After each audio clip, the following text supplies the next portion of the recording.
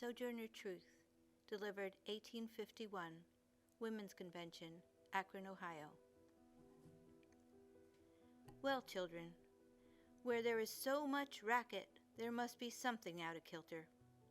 I think that twixt the Negroes of the South and the women at the North all talking about rights, the white men will be in a fix pretty soon. But what's all this here talking about? That man over there says that women need to be helped into carriages and lifted over ditches and to have the best place everywhere. Nobody ever helps me into carriages or over mud puddles or gives me any best place. And ain't I a woman? Look at me. Look at my arm. I have plowed and planted and gathered into barns, and no man can head me. And ain't I a woman? I could work as much and eat as much as a man when I could get it, and bear the lash as well.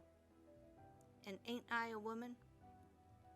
I have borne 13 children and seen most all sold off to slavery, and when I cried out with my mother's grief, none but Jesus heard me.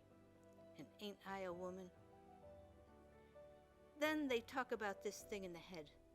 What's this they call it? Intellect. That's it, honey. Intellect.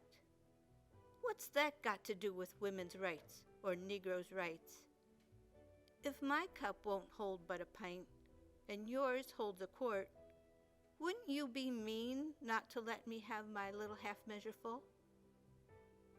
Then that little man in black there, he says women can't have as much rights as men 'cause Christ wasn't a woman.